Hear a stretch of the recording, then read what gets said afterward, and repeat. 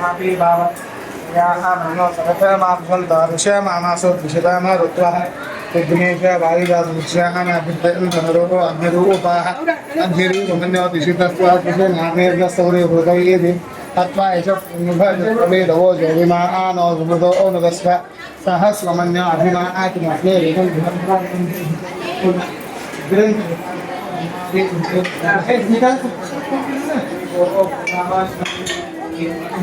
ಗೋವಿಂದ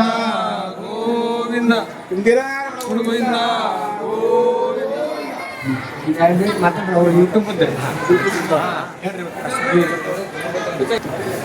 ನಮಸ್ಕಾರ. ಇದು ದೇವರನಿಂದರ್ಗಿ ಬಲಭೀಮ ದೇವಸ್ಥಾನ. ಈ ಒಂದು ನಮ್ಮ ಸುತ್ತಮುತ್ತಲ ಬಹಳ ಒಂದು ಫೇಮಸ್ ಆದ ಒಂದು ದೇವಸ್ಥಾನ.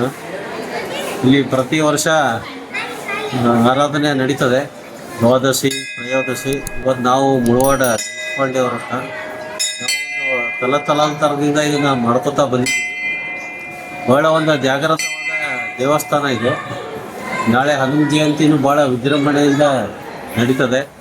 ಇಲ್ಲಿ ಕರ್ನಾಟಕ ಅಷ್ಟೇ ಅಲ್ಲ, ಮಹಾರಾಷ್ಟ್ರ ಎಲ್ಲ ಕಡೆಯಿಂದ ಭಕ್ತಾದಿಗಳು ಬಂದು ತಮ್ಮ ಒಂದು ಅನಿಸಿಕೆಗಳನ್ನು, ತಮ್ಮ ಬೇಡಿಕೆಗಳನ್ನು ಭಗವಂತನ ಮುಂದೆ ಇಟ್ಟರೆ, ಆ ಮನಸ್ಪೂರ್ವಕವಾಗಿ ಅವ್ರು ಏನಾದರೂ ಬೇಡಿಕೊಂಡ್ರೆ ಭಗವಂತ ಅವರಿಗೆ ಯಾವುದೇ ಅವರ ಬೇಡಿಕೆಗಳನ್ನು ಈಡೇರಿಸಿದ ಉದಾಹರಣೆಗಳು ಇದ್ದಾವೆ.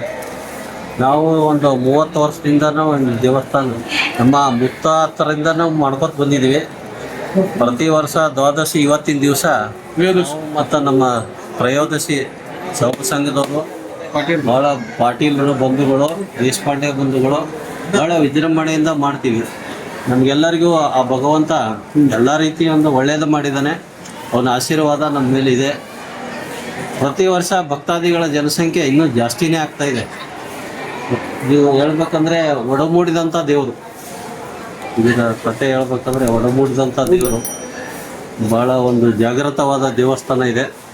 ಸೊ ಎಲ್ಲ ಭಕ್ತರಿಗೂ ನಾನು ಕೇಳ್ಕೊಳ್ಳೋದೇನೆಂದರೆ, ಬಂದು ದರ್ಶನ ಪಡೆದು ನಿಮ್ಮ ಒಂದು ಮನಸ್ಸಿನಲ್ಲಿರೋದನ್ನು ಬೇಡಿಕೊಂಡ್ರೆ ಆ ದೇವರು ಕೈ ಬಿಡಲ್ಲ ಅಂತ ನಾನು ಹೇಳ್ತೀನಿ.